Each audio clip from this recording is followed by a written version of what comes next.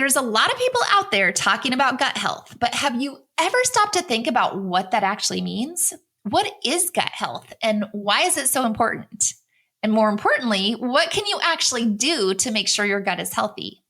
In today's episode, we're going to answer all those questions and a whole lot more, as well as explain why better digestion is the key to better health, as we dive in with my friend, the incredible and oh so wise Tess Masters.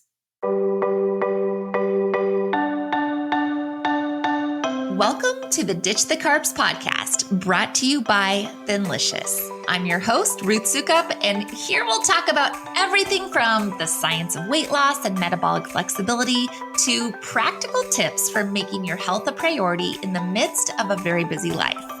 It's the perfect blend of insightful education, practical application, and good old-fashioned motivation. So buckle up, friend, because it's about to get real.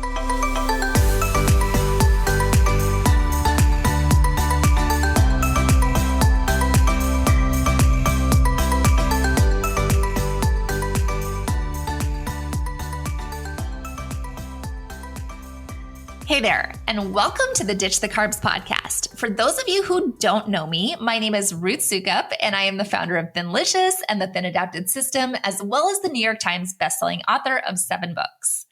And in today's episode, we're going even deeper into a topic that you already know I am so incredibly passionate about, because it really is the foundation of our health and the foundation of getting our bodies to function the way they should. And that is gut health. And speaking of gut health, my favorite topic in the whole wide world, I just want to remind you one more time that we are starting our Healthy Belly Challenge next week on July 3rd.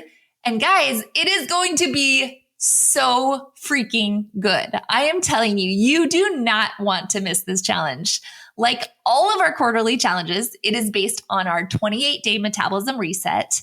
But this time around, we're going to be taking a much deeper dive specifically into healing your gut and strengthening your core, which I feel like is really just the perfect challenge for the summertime. Like what better time to work on your core strength and healing your gut than in the summer when you're probably exposing your gut or at least your stomach some of the time. So to get signed up, all you have to do is go to thinlicious.com/challenge. It's super easy. Once again, that's thinlicious.com/challenge. And then get ready to dive in with us starting July 3rd. That's very soon. It seriously is the best possible way to get started on your health journey. And I promise you, it is going to motivate you and it is going to change your life like nothing you've ever tried before. Give us 4 weeks and we will show you how to change your life. I'm not even joking about that. In the meantime, today we are chatting with my very dear friend, Tess Masters, about why better digestion really is the key to better health. And in case you don't know Tess, then let me tell you a little bit about her because she is amazing. She's an actor, a presenter, a speaker, a cook, and best-selling author of many books, including The Blender Girl Smoothies, and The Perfect Blend. She's also the creator of the Decadent Detox and Skinny 60 health programs, and she has been featured on The Today Show, Fox, in Cosmopolitan, and InStyle, just to name a few.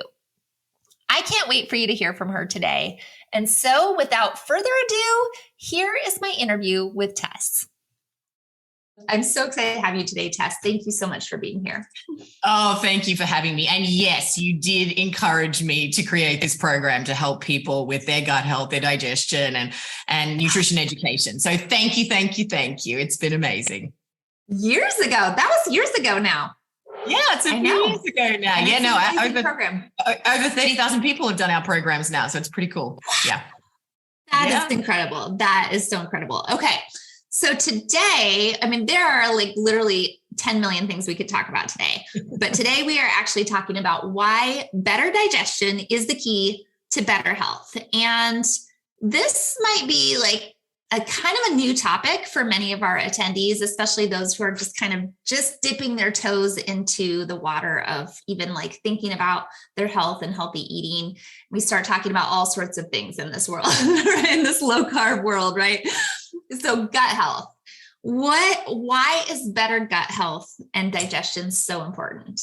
Tell us. Oh, you cannot achieve better health and maintain it without better gut health and digestion, right? So there's a war raging inside of our bodies all day, every day, right? And we've got millions of different microorganisms, billions, and we've got some that are beneficial and some that are hostile. So everything that we do in life pushes the bacterial balance out of our favor. So environmental pollutants, prescription, non-prescription drugs, stress, sugary, products, processed food, sedentary lifestyle, lack of exercise, all of these different things. So, you start to sort of feel a bit sluggish, brain fog, bad breath, gut disorders, fatigue, all this different stuff can be signs that you've got a bit of an imbalance that's called dysbiosis, right? So not to get too technical. So we want to be topping up our stores of beneficial bacteria and then feeding those microorganisms the food that they need to thrive and proliferate. So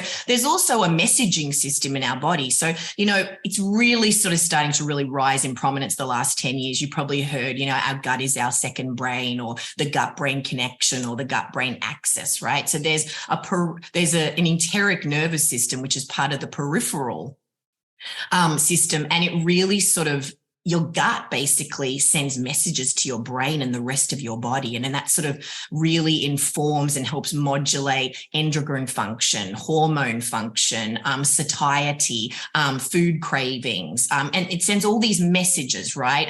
Bodily secretions, motor function. So if that messaging system isn't working properly, and there's sort of all these little chinks kind of in the system, then everything sort of starts to not work as well as it should work. So that's sort of a basic sort of layman's overview, but that's why we want to be eating quality foods that support better gut health, better digestion, better body function. Right. So basically your gut is central to everything that happens in your body. Everything. What it comes down to. Everything that happens, So yeah, if your gut's in trouble, the rest of you is in trouble. The so rest of you is in trouble. That we're looking after it. Yeah, we don't really think about that. And yeah, it's starting to become a little bit more of the vernacular, especially I think if you're in more of the health world and you're starting to pay attention, you'll start hearing about it. But it still does feel like kind of this like thing that nobody talks about, which seems crazy to me when it is literally so critical and so central and so intertwined and interconnected to everything else that we're doing and everything else that's happening in your body. And I like the way that you described it with the there's a war happening. There's a war happening between, what did you say, the good bacteria and the bad bacteria, and the bad bacteria for a lot of people is winning because of all these environmental factors and the food that we're eating and all the different stuff. So what are the signs? What are some of the signs that your gut is in trouble? Like, what do you need to be watching out for? Yeah. So some of the anecdotal signs, right, would be brain fog, fatigue, gas, bloating, indigestion, acid reflux, excessive and chronic inflammation, digestive disorders, right? So you may be constipated, you may have diarrhea, you may get irritable bowel syndrome. There's all these different bad breath. Did I say that one? Skin rashes, things like that. They can all be anecdotal signs, right? And then you can also go to your doctor for a stool test. You can also have a blood test that would, test for pancreatic enzyme levels, things like that, right? So we never want to, anecdotal data is great, but it should never replace clinical data, right? So we want to be taking that anecdotal data, those signs where it's like, I just don't feel good, and then be going to our practitioners for further testing just to see what might be going on, right? So we can test the microbe. And look, this testing, it's in its infancy. I mean, it's definitely conclusive, but what I mean by that is, in the coming years, it's going to be so exciting, right? Where you'll be able to know exactly what your gut microbiome is and what that balance is at this time and how to feed your body in a bio-individual way to support your particular needs at this time. And so it's a very exciting time in terms of the study of the gut microbiome. Yeah. Yeah. So, I mean, and I agree with you that you can't just take the anecdotal evidence, because the chances are, and I don't know if you would agree with this, but chances are if you go to your doctor and say, well, I'm dealing with a skin rash, right? They're going to send you to a dermatologist. They're not going to send you to somebody who's looking at your gut. And if you're saying, well, I just, I've got brain fog, or I don't feel good, or I'm feeling depressed, they'll put you on antidepressants. Like doctors are treating all of these symptoms, but they're not treating the disease. So how do you then advocate for yourself to go, okay, I have all these different things going on, but can we test my gut first? Right. Mm-hmm. If this is where so many problems are stemming out of this one thing, how do you advocate for yourself, or how do you find even a practitioner who's willing to look at things holistically that way? Yeah, it's such a great point, because so often we're treating the symptoms and not the system, as you quite rightly said. So I think it's really important that all these things can be signs of other things too, right? But all the different systems are connected, right? And as we're talking about, the gut is really central to all of these things, just like the central nervous system is, just like the cardiovascular system, the respiratory system, all these different systems, right? So I think it's really important to say, okay, yeah, I'd like to talk about those tests too, but can you please test my gut health? I want to have full blood panels, because what happens is, very rarely will something show up in one test and there won't be other markers in your blood work, right? Because so when something's wrong here, some of these other markers will start to not look so good either, right? So you might have elevated blood pressure and cholesterol. You might have elevated enzymes, triglycerides, all this sort of stuff, right? And then you may have low iron levels. You may be nutrient deficient in a few things, because that's the thing about gut health and digestion, right? So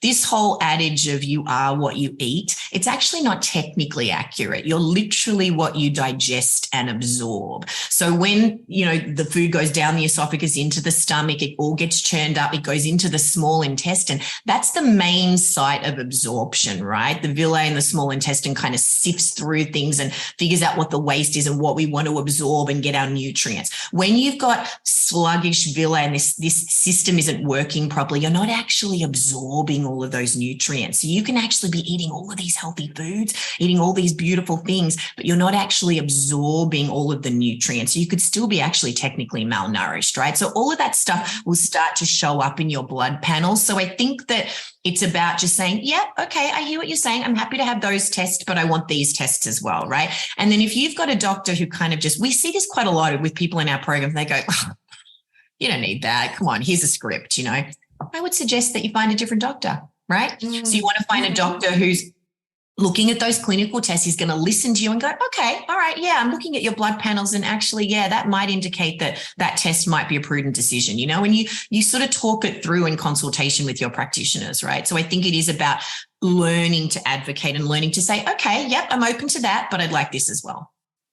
Right. Yes, so much. So when it comes to gut health, like you start to notice these issues, you get confirmation from your test. What is actually causing all of the issues? Like is there like one root cause to all gut health issues? Is it a variety of things? How does that work? Yeah, look, it can be a variety of things. All right. It could be your health status. It could be because you have already existing health issues that's causing issues. It's the environment, prescription and non-prescription drugs, sedentary lifestyle, lack of exercise, not eating enough healthy quality foods, particularly plant foods, not eating enough fiber, things like that, right? So it really does come down to better food and lifestyle choices. It could be medications that you're taking could be causing issues. You may have a food intolerance, right? So there's quite a number of factors that can, and I've listed just a few of them, right, that can inform,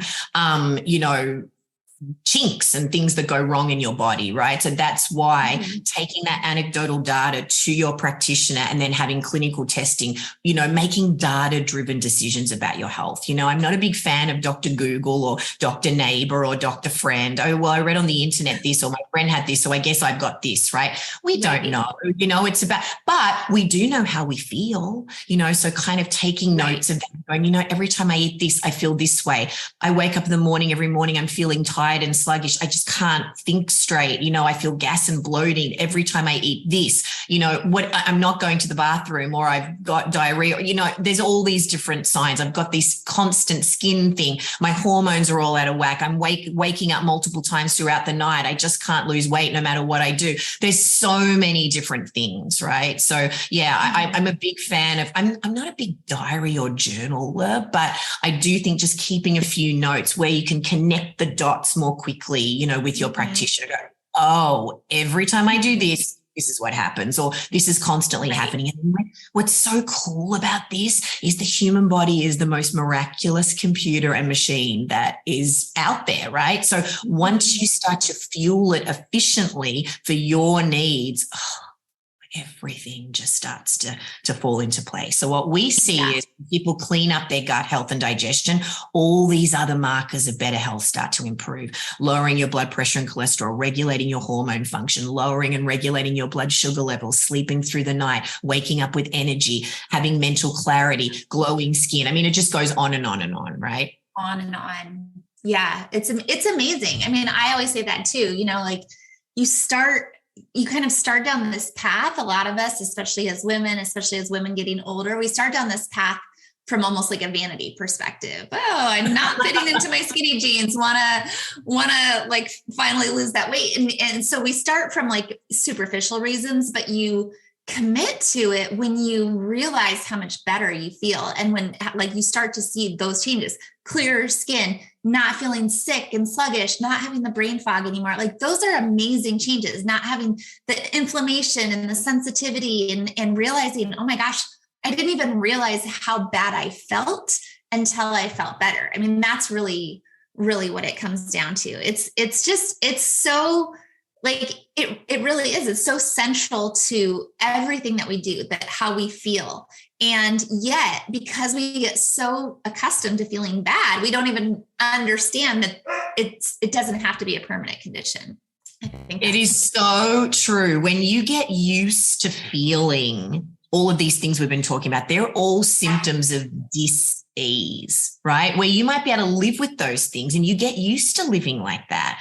But if left unattended to, it progresses into chronic disease where you get that awful diagnosis from your doctor and then you've really got to turn things around. We want to stop it before you get that chronic diagnosis, right? So it is just about listening to those signs in your body. Is your body screaming at you to make some changes? Like, stop, do something different. We're not feeling good. Or is it just singing to you, going, thank you, I feel amazing. And when you feel amazing, you just get more done. You enjoy your life. You're happier. And also this idea, you're really right, because so many people come into our program wanting to be skinny, right? And of course, it's called Skinny 60, right? And then they realize it's about, getting the skinny on what helps your body to run better, right? Getting that information about nutrition and the bio-individual nature of it, right? Because there is no one size fits all, right? That's why getting personal support is so critical, right? That you learn what works for your body right now. And what we need in our 20s is different than what we need in our 30s, our 50s, our 70s, right? As our hormone function and our levels change, our needs change, right? So it's always about just listening and then responding, right? So in consultation, with your practitioners for sure. Right. I love that. Okay. So let's talk about some specific strategies that can actually improve your gut health and digestion. What can give us the good stuff? What do we do?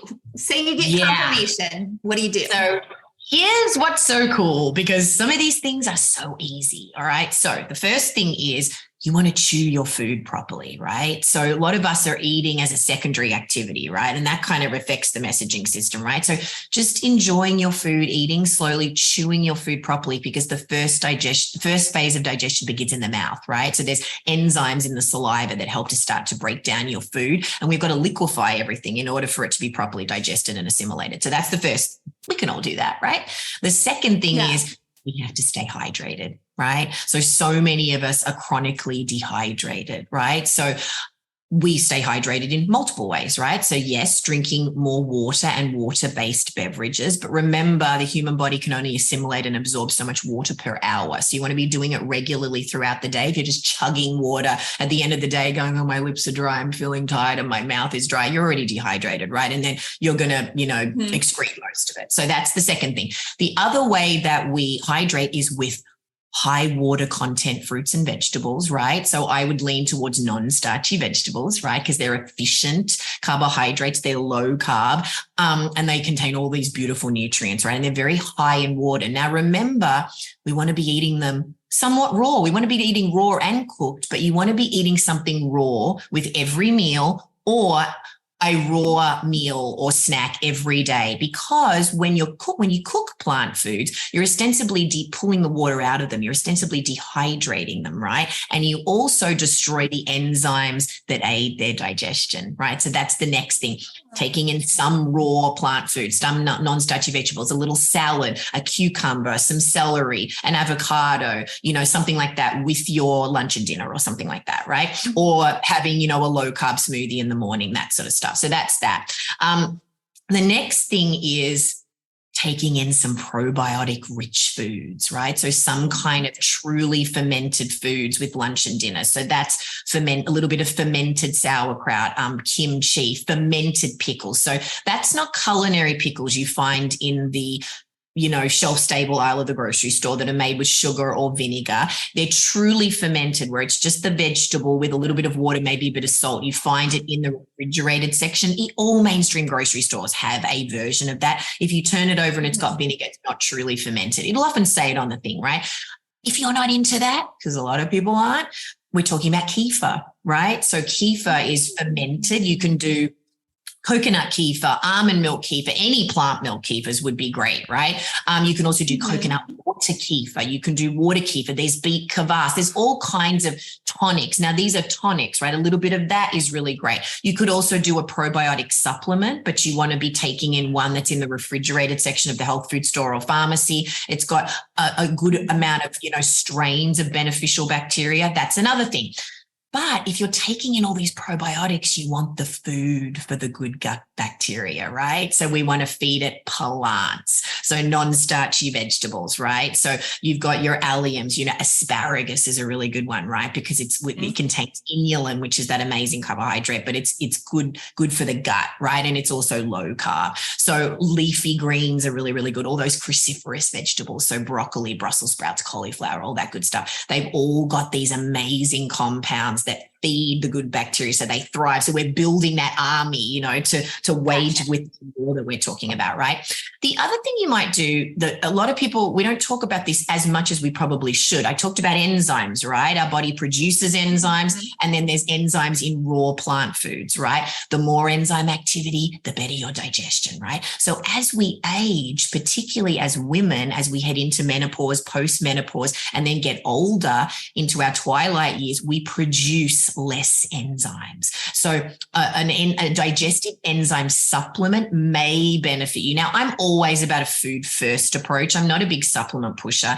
So you should always discuss the suitability of supplements with your practitioner, but that can really benefit you. Movement is another really big one, right? We talked about how all the systems talk to each other. So if you think about your digestive tract, it's one big long muscle. All right. So what do muscles need? They need exercise. So everything gets pushed along the digestive tract. It's by a process called peristalsis, and peristalsis requires movement. It also requires us to be upright. All right. So that's why we don't want a late night snack and eat before we go to bed, right? Because then we're horizontal and the digestion doesn't kind of happen, right? Yeah. So I think there's these simple little things. Beyond that, strategic food combining can support better digestion, right? You can also prepare your food, so activate your nuts and seeds, so can dehydrate them or toast them. There's lots of other kind of more nuanced, layered strategies that you can implement, but I think some of these really, really easy ones are good.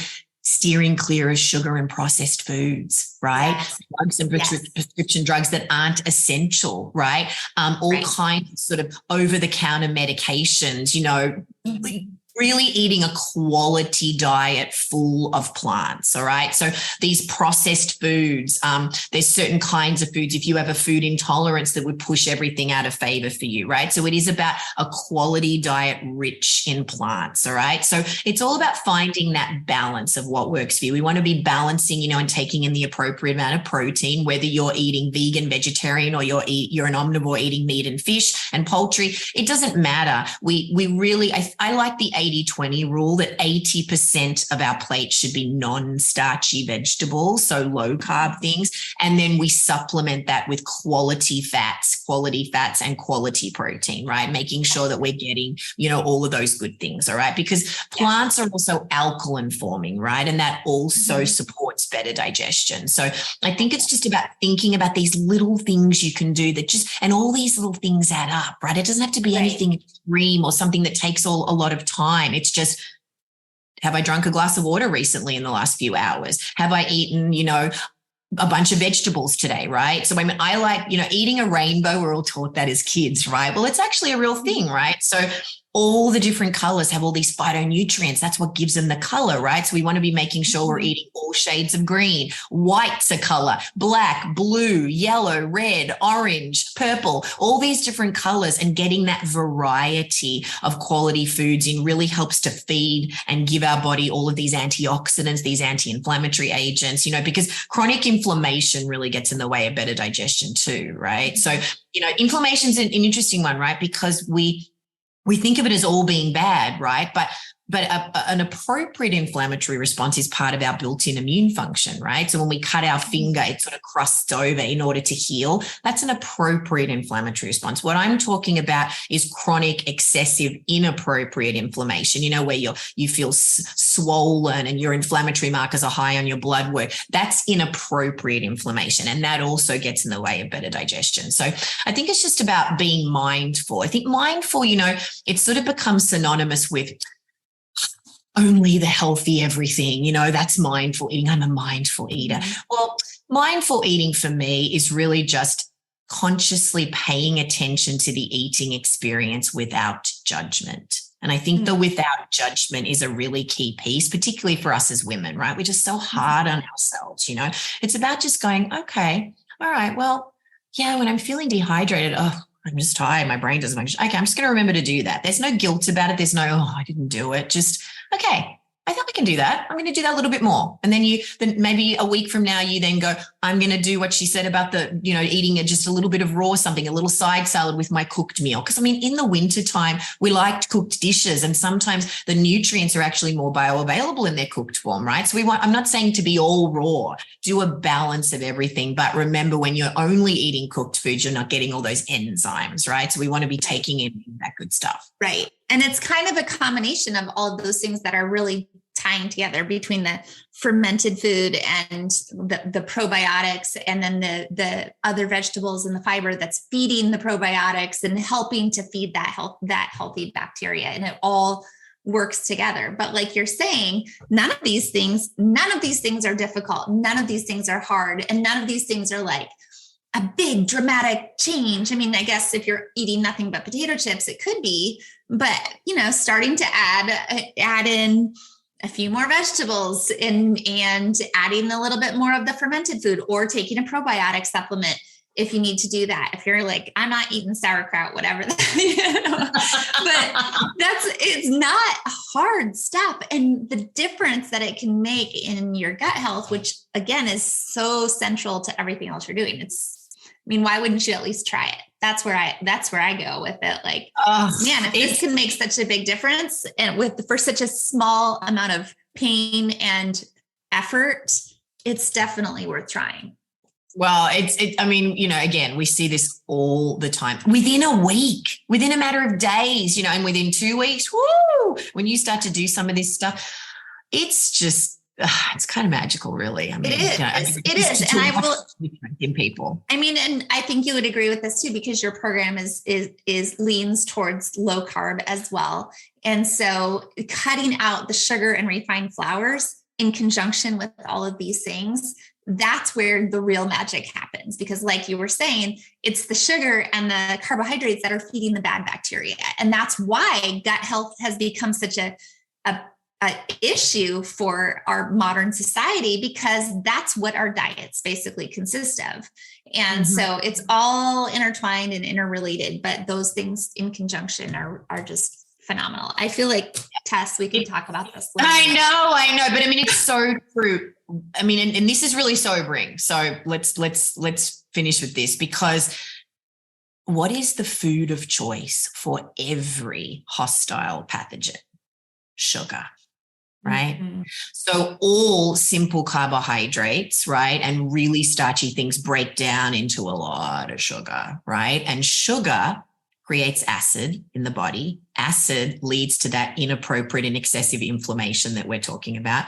And that excessive inappropriate inflammation is at the root of all dis-ease, these symptoms of subhealth, which left unattended to progresses to chronic disease. That is the biological journey in the body. All right. So the less sugar you consume, the sweeter your life will be. There you go.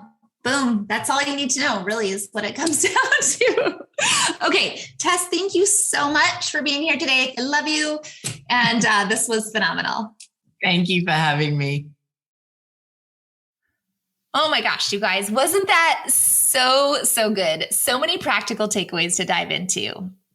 But I have to say this, one more shameless plug. If you are really ready to get serious about improving your gut health, then please, I am going to encourage you to join me and join our incredible Thinlicious coaching team for our Healthy Belly Challenge that is starting next week. Over the course of 28 days, we are going to help you heal your gut and strengthen your core while you supercharge your energy, reduce inflammation, balance your hormones, and shed excess pounds. How many pounds, you ask? Well, on average, our challenge participants lose between 7 and 15 pounds in their first 4 weeks. But as we just heard, it's not even about the weight loss. It's about all those other things and about improving your overall health. So join us for the Healthy Belly Challenge. It's going to be so good. I really do mean it. You do not want to miss this. Again, to get signed up, all you need to do is go to thinlicious.com/challenge. It could not be any easier. So go do that right now, and I will see you there. In the meantime, please be sure to subscribe or follow the podcast on iTunes or wherever you like to listen. Be sure to share this podcast if you know anybody who would find it useful, anybody who's struggling with their digestion or possibly experiencing some of the symptoms that were mentioned today. Just email it to them, text it to them, share it on social media, whatever you got to do. And then, of course, because this podcast is so new, your reviews on iTunes are a huge deal. So if you want to do that too, it would be amazing. Be sure to take a screenshot, send it to us at hello@thinlicious.com, because we will be giving out prizes. And if you have any questions or you have any topics that you want to suggest or people you'd like to see me interview, please shoot me an email again at hello@thinlicious.com. And then I will see you back here soon for our next episode, where I will be spilling the beans on what it really means to count your carbs and count your macros, and why you'd even want to. It will definitely help clear up a lot of confusion, especially if you're just getting started in your low carb journey. And I will see you there.